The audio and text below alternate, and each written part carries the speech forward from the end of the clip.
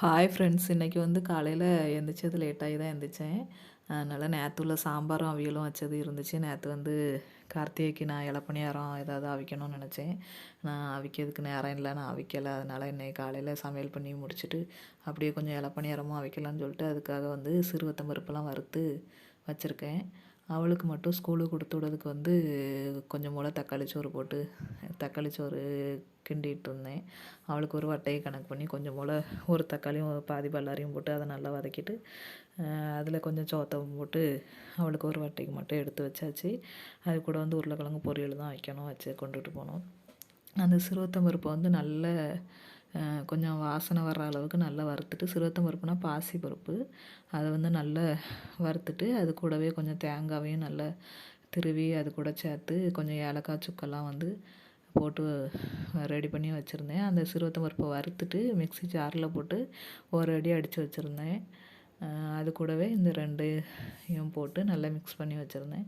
அப்புறம் உருளைக்கிழங்கு பொரியல் எப்போ வைக்கிற மாதிரி எண்ணெய், கடுகு, கருவேப்பிலை, உருளைக்கிழங்கு எல்லாத்தையும் போட்டு நல்லா கிண்டிட்டு ஒரு தட்டை போட்டு மூடி வச்சாச்சு. அப்புறமா கொஞ்சம் வத்தல் பொடி, மஞ்சள் பொடி, உப்பு எல்லாம் போட்டு கிளறி எடுத்துக்கிடலான்ட்டு வச்சுட்டேன். இது வந்து சர்க்கரை பாவு வந்து அதுக்கு காய்ச்சிட்ருந்தேன். கருப்பட்டியில் செஞ்சால் ரொம்ப டேஸ்ட்டாக இருக்கும். ஆனால் கருப்பட்டி வாங்கிறதுக்கு பதிலாக நான் வந்து அவள் பிள்ளைகிட்ட வந்து ஜாமான் வாங்க சொல்லியிருந்தேன். அப்போ சர்க்கரையை வாங்கிட்டு வர சொல்லிட்டேன் ஞாபகம் இல்லாமல். அவளும் சர்க்கரையை வாங்கி வச்சுருந்தா. சரி, வாங்கி வச்சது வேஸ்ட்டாக போயிருமேன்னு நானும் சர்க்கரை வந்து கொஞ்சமாக ஒரு 1/4 கிளாஸ் அளவு தண்ணி ஊற்றி 100 சிறுவத்தம் பருப்புக்கு நான் வந்து 200 சர்க்கரை போட்டு கிளறி வச்சுருந்தேன். அந்த பாவையும் காய்ச்சி அந்த சூட்டோடையே அதில் ஊற்றி நல்ல கரண்டி காணை அந்த கரண்டி கைப்பிடி பிடிப்போம்ல, அதை வச்சு நல்லா அந்த சூட்டோடையே நல்லா கிளறி வச்சுருந்தேன். அப்புறம் உருளைக்கிழங்கு பொரியலையும் அப்படி பார்த்துட்டு ரெண்டையும் மாறி மாறி கிண்டி எடுத்து வச்சுட்டு, இந்த மாவு எந்த மாவில் வச்சு நான் தரட்டோம்னா மைதா மாவில் செய்வாங்க. அது வந்து உடனே சாப்பிட்றதுக்கு நல்லாயிருக்கும்னு சொல்லுவாங்க. நான் செஞ்சது கிடையாது. அப்படி இல்லைன்னா புழுங்கல் அரிசியில் வந்து இடியாப்பத்துக்கு எல்லோரும் நல்லா ஊற வச்சு அரைச்சி அதை கொஞ்சம் நல்லா வதக்கி செய்வாங்களா, அப்படி வச்சாலும் நல்லா சாஃப்டாக இருக்கும். ஆனால் காலையில் வேலைக்கு போகிற நேரத்தில் வந்து அதெல்லாம் போட்டு அரைக்கவும் முடியாது. அதுவும் இல்லாமல் எனக்கு கிரைண்டர் வந்து அந்தளவுக்கு அரையவும் செய்யாது. அதனால் நான் இடியாப்பம் மாவில் தான் வந்து கொஞ்சம் நல்லா இடியாப்பத்துக்கு பிசைகிற மாதிரி நல்லா சுடு தண்ணியை ஊற்றி நல்லா பிசைஞ்சு இந்த வாழை இலையில் அப்படியே வச்சு திரட்டி அப்படி வச்சுருந்தேன்.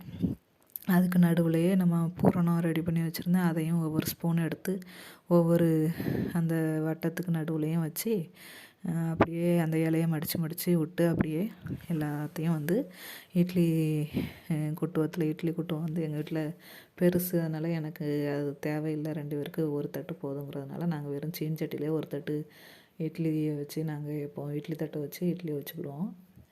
அதில் தான் வந்து இப்போ அந்த இலப்பணியாரமும் செய்ய போகிறேன். நான் பேசும்போது எனக்கு இப்படி ஒரு மாதிரி மூச்சு அடைச்சி பேசுகிற மாதிரி இருக்கும். எனக்கு வந்து ரொம்ப அப்படி தொடர்ந்தாப்புல பேச முடியாது. அதனால் நான் அப்படி பேசியிருக்கேன். அதனால் யாரும் தயவு செஞ்சு தப்பாக நினைக்காதீங்க. என்னால் ஃபுல்லாக வந்து மூச்சு விடாமல் பேச முடியாது. நான் பேசிகிட்டே இருக்கும்போது இப்படி தான் நான் எப்போவுமே நார்மலாக அப்படி தான் பேசுவேன். அதனால் அப்படி பேசியிருப்பேன். நான் அதில் எதுக்கு துணி போட்டிருந்தேன்னா, அந்த சர்க்கரை பாவு வந்து சில நேரம் ஒழுகுனா அந்த வெந்நீல பட்டு எல்லாம் பொங்குங்கிறதுனால அப்படி வச்சுருந்தேன். அப்புறம் நானும் வேலைக்கு கிளம்புறதுக்காக உருளைக்கிழங்கு பொரியல், சோறு, அந்த சாம்பார் அவியெல்லாம் போட்டு ஒன்றா சூடு பண்ணி வச்சுருந்தோம்ல, அதையும் வந்து எடுத்து வச்சுட்டு அப்புறம் கொஞ்சம் ரசமும் வச்சு எடுத்து வச்சு சாப்பிட்றதுக்கு மதியம் கொண்டு போகிறதுக்காக எடுத்து வச்சுருந்தேன் வட்டையில்.